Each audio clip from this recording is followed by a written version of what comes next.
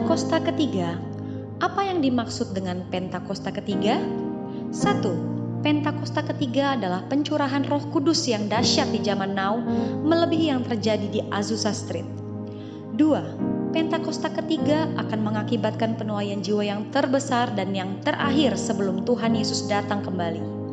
3. Pentakosta ketiga akan membangkitkan generasi Yeremia, yaitu anak-anak muda yang dipenuhi Roh Kudus, cinta mati-matian kepada Tuhan Yesus, tidak kompromi terhadap dosa, dan akan bergerak untuk memenangkan jiwa.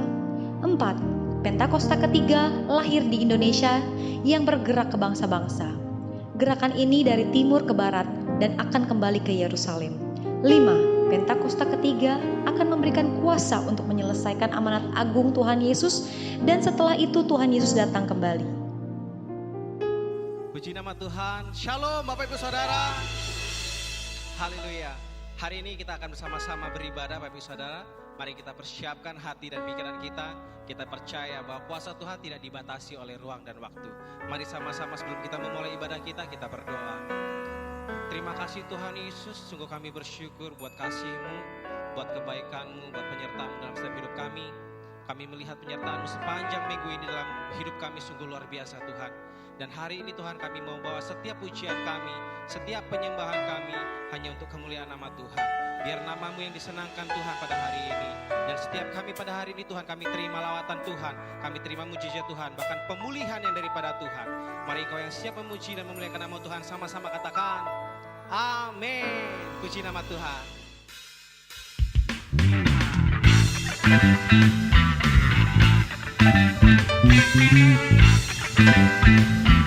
Mari bernyanyi bersama saudara.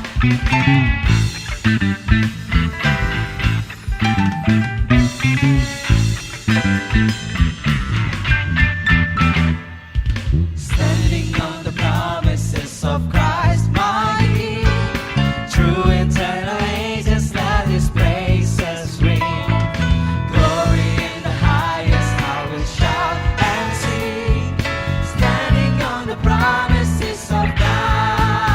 Everybody, standing on the promises of God, my Savior. I'm standing on the promises of God.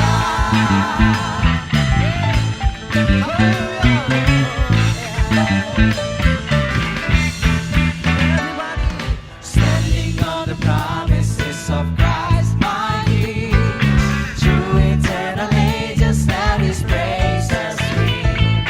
Glory in the highest, I will shout and sing. Standing on the promises of God. Standing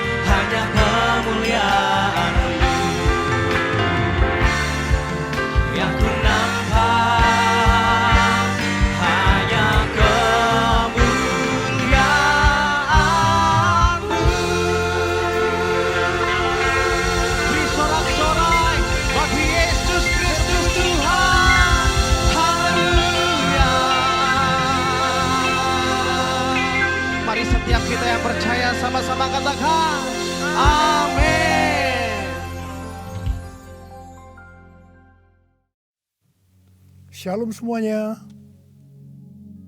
Ketika Tuhan Yesus ditanya oleh murid-muridnya akan tanda kedatangannya dan tanda kesudahan dunia ini, maka salah satu dari tanda itu adalah penyakit sampar yang bisa kita sebutkan sebagai pandemi COVID-19. Jadi pandemi COVID-19 adalah bagian dari tanda kedatangan Tuhan Yesus di awan-awan untuk menjemput gerejanya. Ada yang berkata bahwa penyakit sampar sudah terjadi berulang-ulang. Malah pada tahun 1918 sampai dengan 1920 ada wabah flu Spanyol yang menyebabkan 50 juta orang meninggal. Tetapi Tuhan Yesus belum datang. Jangan-jangan setelah pandemi COVID-19 Tuhan Yesus juga tidak akan segera datang. Kalau kita bicara Tuhan Yesus tidak segera datang, ini tidak sesuai dengan yang dikatakan Tuhan Yesus dalam kitab Wahyu. Dalam kitab Wahyu, Tuhan Yesus berkata, "Aku datang segera sebanyak 4 kali. Dan waktunya sudah singkat, waktunya sudah dekat sebanyak 2 kali." Jadi kalau Tuhan Yesus berkata, "Aku datang segera" 2000 tahun yang lalu, apalagi hari-hari ini, pasti lebih segera lagi. Hati-hati, jangan terjebak menjadi pengejek-pengejek yang dengan ejekannya berkata, "Di mana janji kedatangannya itu? Dari dulu keadaan tetap seperti ini. Katanya salah satu tanda adalah penyakit sampar. Mana buktinya? Penyakit sampar sudah terjadi berulang-ulang. Tetapi ternyata Tuhan Yesus belum juga datang." Jangan berkata bahwa setelah pandemi COVID-19 Tuhan Yesus pasti datang kembali. Atau jangan juga berkata bahwa setelah pandemi COVID-19 Tuhan Yesus belum segera datang. Kita tidak tahu dengan pasti kapan kedatangan Tuhan Yesus kembali. Hanya Bapa di sorga saja yang tahu. Yang penting Tuhan Yesus berkata bahwa penyakit sampar seperti pandemi COVID-19 ini adalah bagian dari tanda kedatangannya. Tuhan Yesus menghendaki agar kita percaya bahwa Dia akan segera datang. Sehingga kita akan sungguh-sungguh mempersiapkan diri kita untuk menyambut kedatangannya. Saya percaya bahwa sikap orang percaya dari zaman ke zaman yang melihat dan mengalami malapetaka, mungkin itu perang, mungkin itu bencana alam, termasuk penyakit sampar, akan berkata bahwa Tuhan Yesus akan datang segera. Sebagai contoh, Bapak Gereja yang bernama Cyprianus, yang adalah uskup gereja Kartago pada zaman Kekaisaran Romawi, yang mengalami pandemi pada tahun 250 sampai 271 Masehi. Pada saat itu di Roma saja sekitar 5.000 orang meninggal per hari. Cyprianus menyebutkan bahwa pandemi tersebut sebagai akhir zaman. Memang ini terbukti keliru. Akan tetapi dari sisi yang lain kita melihat keyakinannya bahwa ini adalah akhir zaman justru membuat terjadinya kebangunan rohani. Gereja terlibat dalam pelayanan sosial diakonia yang dahsyat. Melihat itu banyak orang menjadi percaya dan gereja berkembang pesat. Jadi setiap zaman seolah-olah Tuhan menciptakan situasi, apakah itu perang, bencana alam, kelaparan, termasuk penyakit sampar, agar perkataan Tuhan Yesus, "Aku datang segera" itu selalu ada di dalam hati orang percaya. Sehingga mereka selalu dalam kondisi berjaga-jaga, melakukan amanat agung Tuhan Yesus, sehingga penuaian jiwa besar-besaran terjadi. Demikian juga dengan adanya pandemi COVID-19 ini, Tuhan menghendaki gerejanya, yaitu kita-kita ini, bergerak menyelesaikan amanat agung sebelum Tuhan Yesus datang kembali. Sejak tahun 2009, setelah Tuhan berbicara dengan begitu serius kepada saya tentang "Aku datang segera", saya selalu memperkatakan hal ini. Saya selalu mengingatkan agar kita lebih intim dengan Tuhan. Hari-hari ini pesan Tuhan kepada kita adalah kembali kepada kasih mula-mula. Ingat, kita adalah calon mempelai wanita dari Kristus. Sang mempelai pria akan datang dengan segera untuk menjemput kita. Kita harus mempersiapkan diri dengan kembali kepada kasih yang mula-mula. Dalam Wahyu 2 ayat 1 sampai dengan 7, Tuhan Yesus berkata kepada jemaat di Efesus, bahwa jemaat di Efesus itu rajin, tekun, tidak dapat sabar terhadap rasul palsu, tetap sabar dan mau menderita oleh karena namaku, kata Tuhan. Tidak mengenal lelah, membenci perbuatan-perbuatan pengikut Nikolaus yang juga aku benci, kata Tuhan Yesus. Pengikut Nikolaus mengajarkan bahwa percabulan tidak akan mempengaruhi keselamatan seseorang dalam Kristus. Ini adalah pengajaran sesat, karena kitab Perjanjian Baru mengatakan hal yang sebaliknya, yaitu bahwa orang yang hidup dalam percabulan tidak akan mendapat bagian dalam kerajaan Allah. Kalau kita melihat ini, saya berkata bahwa jemaat Efesus ini jemaat yang luar biasa. Akan tetapi Tuhan Yesus melanjutkan dengan berkata, namun demikian, aku mencela engkau, karena engkau telah meninggalkan kasih-Mu yang semula. Sebab itu ingatlah betapa dalamnya engkau telah jatuh. Bertobatlah dan lakukanlah lagi apa yang semula engkau lakukan. Jika tidak demikian, aku akan datang kepadamu dan mengambil kaki dianmu dari tempatnya, jikalau engkau tidak bertobat. Mengambil kaki dianmu artinya mengeluarkan dari dalam kerajaan Allah. Kesimpulan dari pesan Tuhan kepada jemaat di Efesus, yang juga berarti buat kita semua, adalah apapun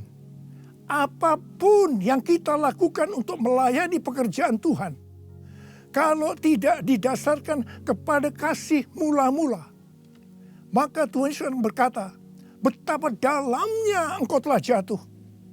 Dan kita harus bertobat. Kalau kita tidak bertobat, Tuhan akan mengambil kaki dian kita. Artinya, kita akan dikeluarkan dari dalam kerajaan Allah. Kasih mula-mula adalah kasih yang kita miliki pada saat kita baru bertobat dan percaya kepada Tuhan Yesus. Pada saat itu kita akan mengasihi Tuhan dengan segenap hati, dengan segenap jiwa, dan dengan segenap kekuatan kita.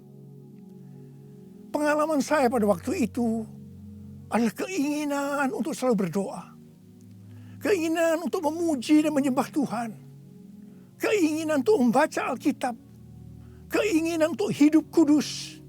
Keinginan untuk melayani Tuhan.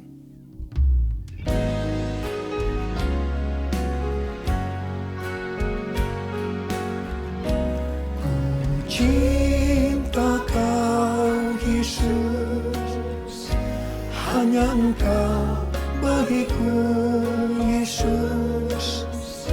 Sungguh ku rindu mengatakannya, betapa aku mengasihimu. Engkau Allah dan Rajaku, kekasih dan hidupku. Engkau segalanya bagiku. Ku bersyukur kepadamu. Ku bersyukur kepadamu. Ku bersyukur kepadamu.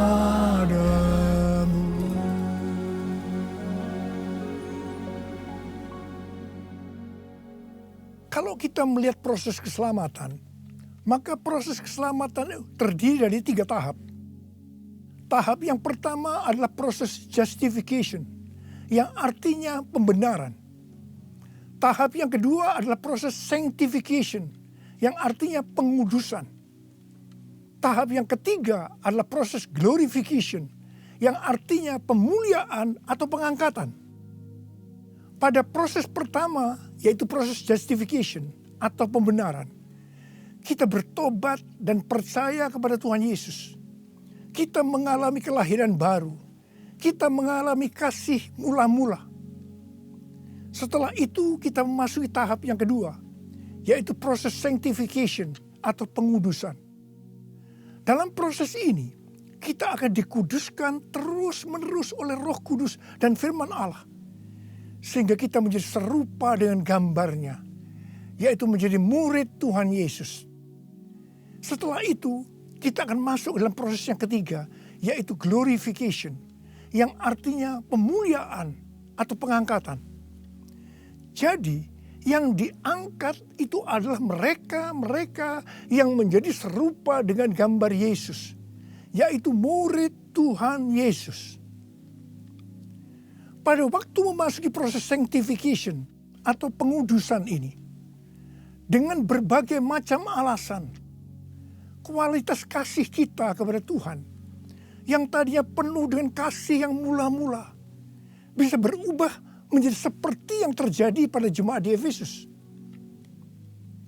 Saya pribadi juga mengalami seperti yang terjadi pada jemaat di Efesus.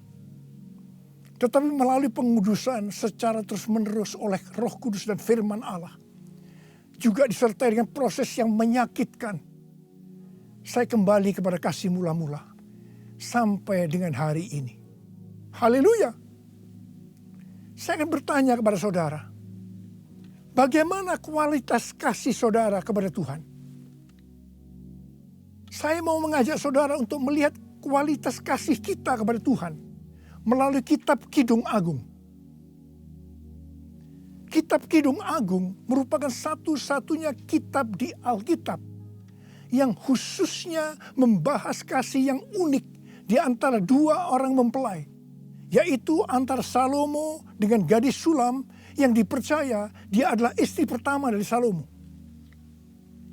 Karena beberapa nats penting dalam perjanjian baru melukiskan kasih Kristus bagi gerejanya dengan memakai hubungan pernikahan, maka kitab Kidung Agung dapat dipandang sebagai melukiskan kasih yang ada di antara Kristus dengan mempelainya, yaitu gerejanya, yaitu kita-kita ini.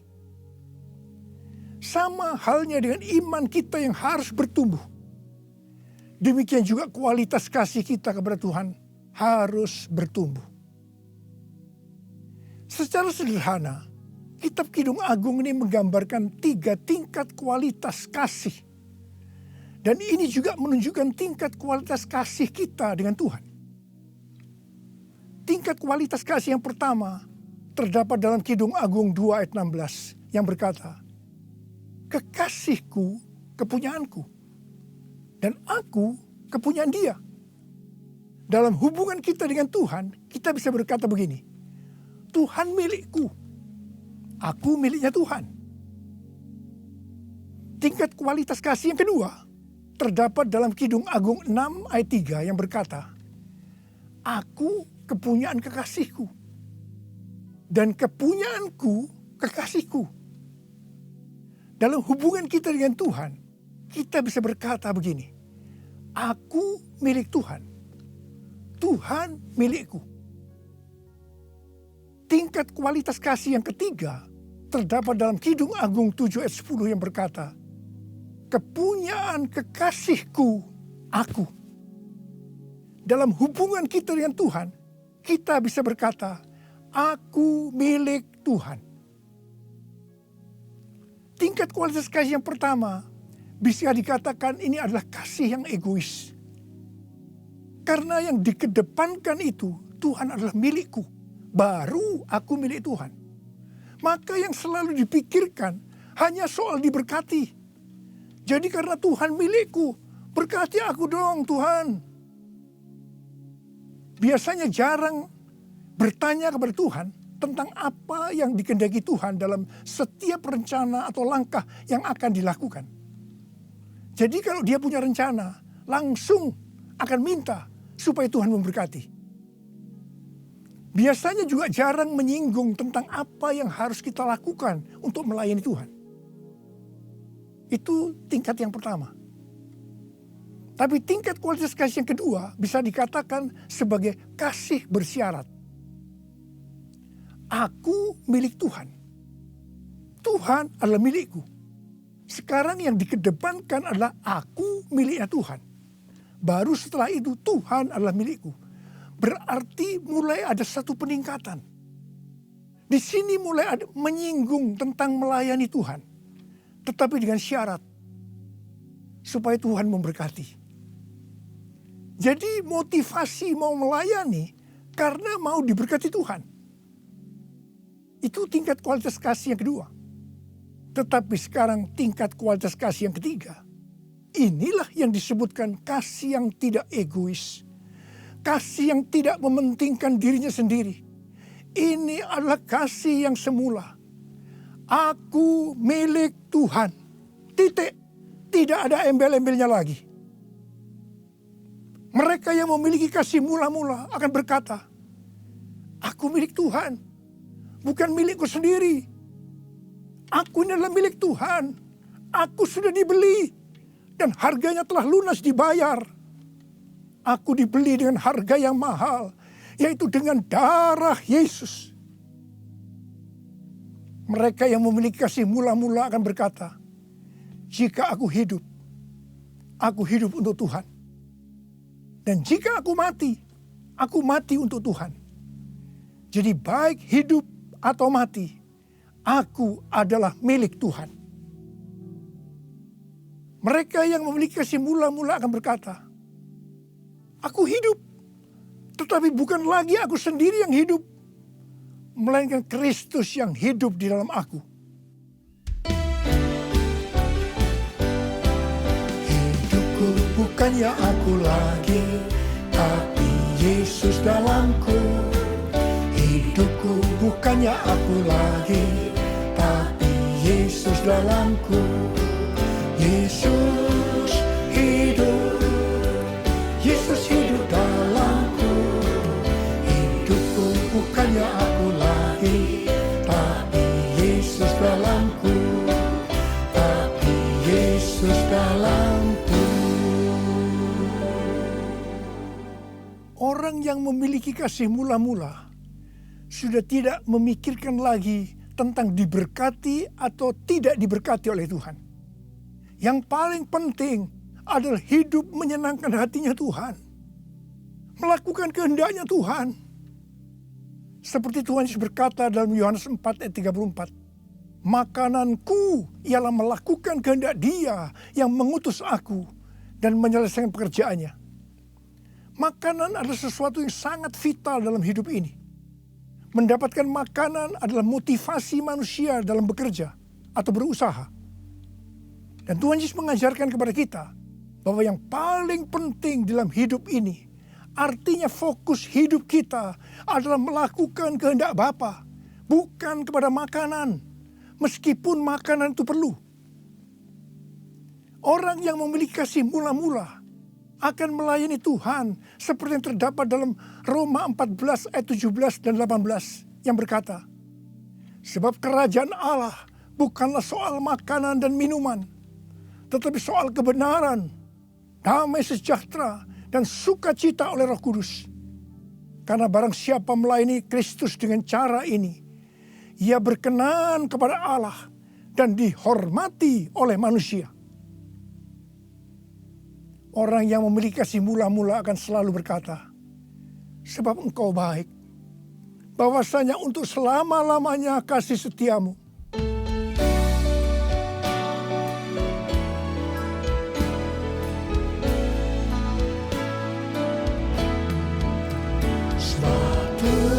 Hamba bahwasanya untuk selamanya kasih setianya. Sebab Tuhan bahwasanya untuk selamanya kasih setianya. Bahwasanya untuk selamanya kasih setianya.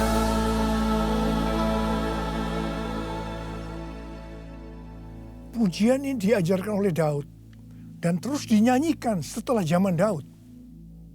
Tuhan memberitahu kepada Daud hal yang paling menyenangkan hatinya Tuhan, yaitu kalau dipuji oleh kita, bahwa Tuhan itu baik, bahwasanya untuk selama-lamanya kasih setianya.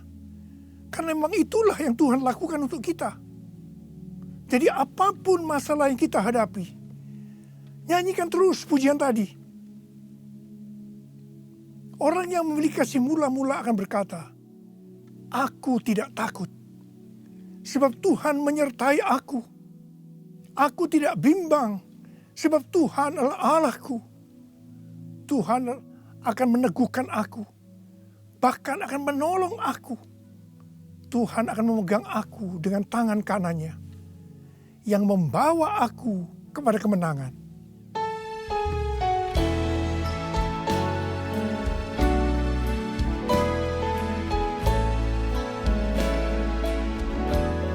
Ku tidak takut,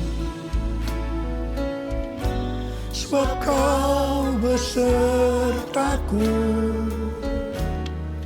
Ku tidak bimbang, sebab Engkau Allahku. Engkau meneguhkanku, bahkan menolongku. Kau batu karangku, Yesus Tuhan. Yesus memegangku dengan tangan kanan-Mu. Yesus memberiku kemenangan. Yesus memegangku dengan tangan kanan-Mu. Yesus memberiku kemenangan. Yesus memberiku kemenangan. Yesus memberiku kemenangan. Haleluya. Orang yang memiliki kasih mula-mula dalam masa pandemi COVID-19 ini akan tetap percaya kepada janji Tuhan dan terus memperkatakannya.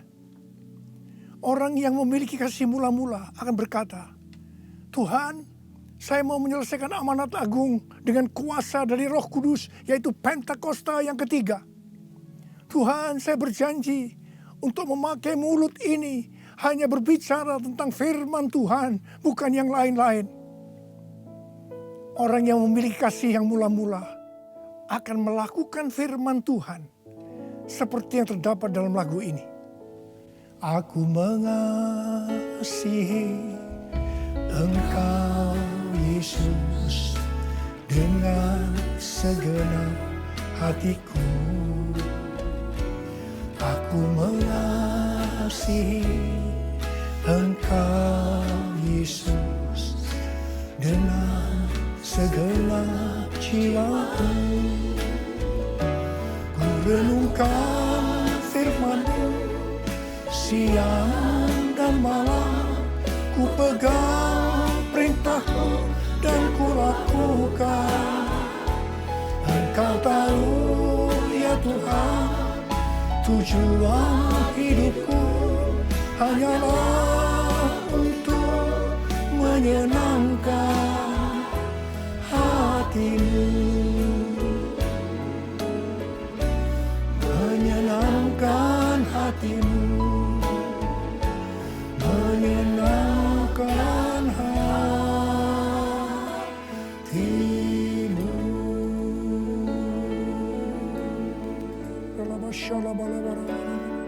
Mari angkat tangan saudara, sembah Dia, sembah Tuhan Yesus. Sembah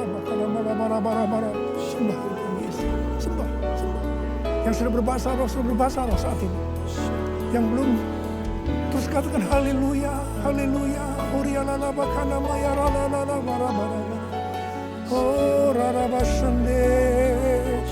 Ikarala maya rala bala bala bala bala bala bala bala bala bala bala bala. Orala bala bala bala. Orialala bala bala bala bala. Orala bala bala bala bala. Orala bala bala bala bala bala. Orele bela bala bala. Hamba berdoa buat anak-anak-Mu ini semua Tuhan. Hamba berdoa mereka kembali kepada kasih yang mula-mula. Kembali kepada kasih yang semula. Kasih yang mula-mula. Ya Tuhan, hamba berdoa buat mereka. Tuhan, terima kasih. Terima kasih ya Tuhan, terima kasih Engkau akan segera datang untuk kali yang kedua. Bapa, hamba berdoa di tengah pandemi COVID-19 ini. Anak-anak-Mu yang mengalami bermacam-macam masalah. Engkau tolong mereka ya Tuhan. Tolong ya Tuhan. Mungkin mereka ketakutan, kebingungan. Ketakutan yang berlebihan, paranoid Tuhan. Tolong mereka ya Tuhan. Yang terpapar dengan COVID-19 sakit Tuhan. Dalam nama Yesus, aku sekarang perintahkan COVID-19. Kau keluar. Sembuh dalam nama Yesus. Sembuh dalam nama Yesus. Sembuh dalam nama Yesus. Oh Tuhan, terima kasih. Katakan terima kasih. Terima kasih ya Tuhan. Terima kasih ya Tuhan. Terima kasih. Terima kasih ya Tuhan. Terima kasih. Oh rara bara bara bara bara. Terima kasih. Oh rara bara bara bara. Terima kasih. Dalam nama Yesus. Dalam nama Yesus. Amin. Mari saudara-saudara, kita akan masuk dalam perjamuan kudus. Kita akan mengingat ayat ini. Sebab setiap kali kamu makan roti ini dan minum cawan ini, kamu memberitakan kematian Tuhan sampai Ia datang. Perjamuan kudus adalah perjamuan Tuhan Yesus sendiri.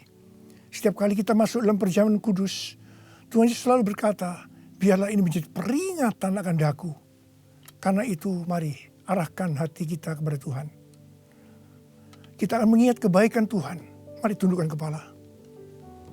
Tuhan, siapakah kami ini sebelum kami mengenal Engkau? Kami semua orang berdosa. Upah dosa adalah maut, mati. Tapi Engkau yang tidak berdosa telah dijadikan dosa oleh karena kami. Engkau harus mati dengan penderitaan yang luar biasa ya Tuhan. Itu Engkau ya Aba. Betapa baiknya Engkau. Engkau jadikan kami sebagai anak-anak-Mu. Engkau tuntun kami, Engkau bela, Engkau lindungi, Engkau berkati. Engkau sembuhkan kami, Engkau ajar kami ya Tuhan. Engkau juga menghajar kami kalau kami salah Tuhan. Terima kasih ya Aba. Terima kasih Engkau itu adalah Engkau ya Tuhan. Tuhan Yesus akan memberkati saudara melalui perjamuan kudus ini. Tapi Tuhan mau kita makan dan minum dengan cara yang benar. Karena itu masing-masing sekarang berdoa. Lihat keadaan dirimu masing-masing. Jangan menyimpan dosa. Kalau ada dosa yang Tuhan ingatkan saat ini, langsung minta ampun. Ampuni saya Tuhan. Ampuni saya. Katakan ampuni. Ampuni ya Tuhan. Ampuni. Supaya sudah diberkati oleh Tuhan. Tuhan ampuni anak-anak-Mu. Kau melihat mereka yang sedang meminta ampun di hadapan Tuhan. Ampuni mereka. Kasihani mereka ya Tuhan. Kasihani. Layakkan kami masuk dalam perjamuan kudus. Kami akan masuk dalam perjamuan kudus dengan hati yang penuh sukacita. Hati bersyukur. Dalam nama Yesus kami berdoa. Amin. Sekarang mari angkat roti di tangan kanan saudara tinggi-tinggi. Sebab apa yang telah kuteruskan kepadamu telah aku terima dari Tuhan. Yaitu bahwa Tuhan Yesus pada malam waktu ia diserahkan mengambil roti dan sesudah itu ia mengucap syukur atasnya. Ia memecah-mecahkannya dan berkata, inilah tubuhku yang diserahkan bagi kamu. Perbuatlah ini menjadi peringatan akan aku. Sudah dikasih Tuhan. Bukankah roti yang kita pecah-pecahkan ini adalah persekutuan kita dengan tubuh Kristus? Mari kita makan dalam nama Yesus.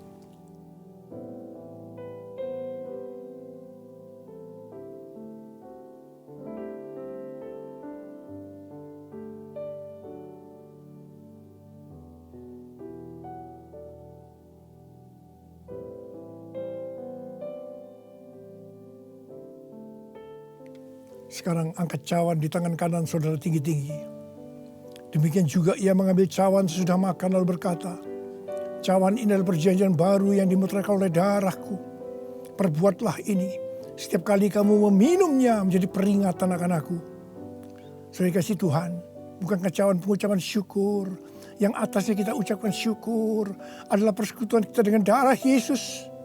Mari kita minum dalam nama Yesus.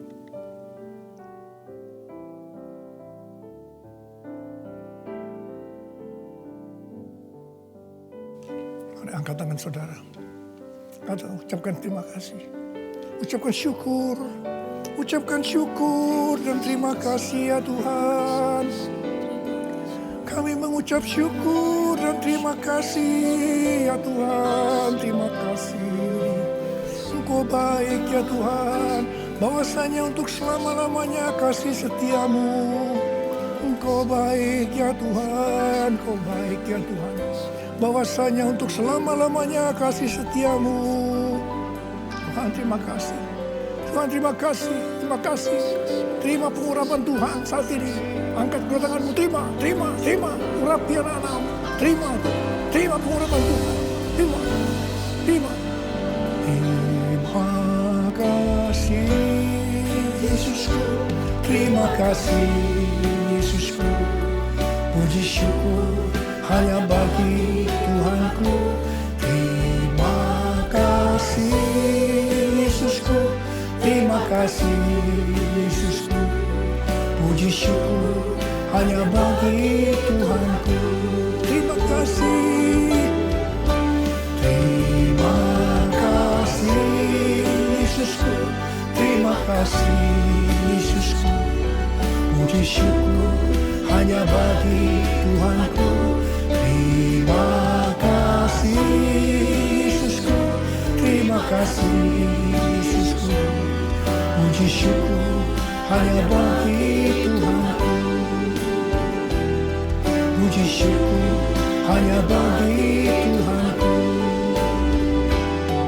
Puji syukur hanya bagi Tuhanku.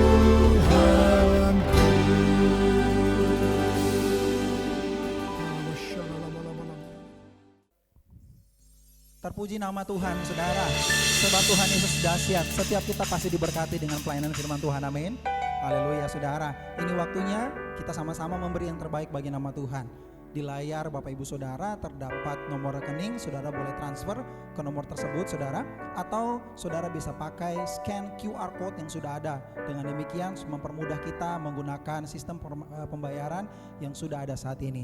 Selamat memberi, Tuhan Yesus memberkati. Mari kita berdoa bersama, saudara.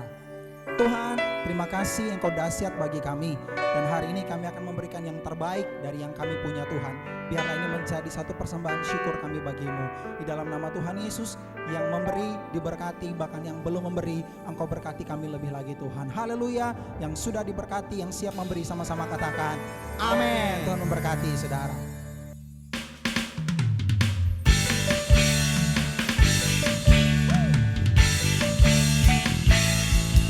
Memberi tepuk tangan yang terbaik, saudara.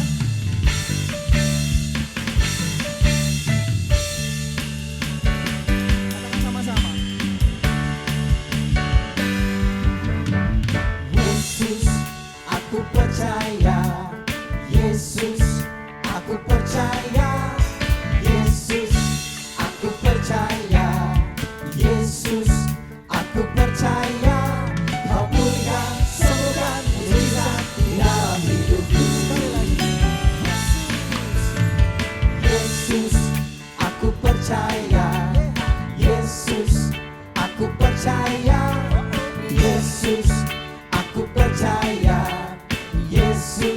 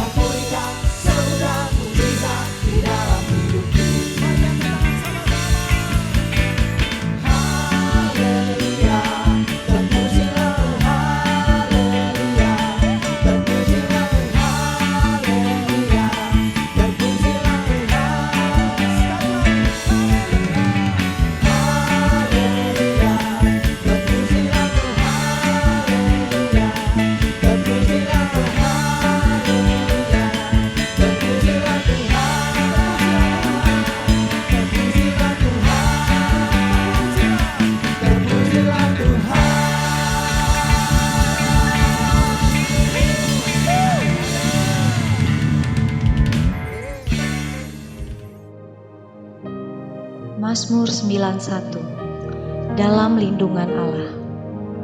Orang yang duduk dalam lindungan yang maha tinggi dan bermalam dalam naungan yang maha kuasa akan berkata kepada Tuhan, tempat perlindunganku dan kubu pertahananku, Allahku yang kupercayai.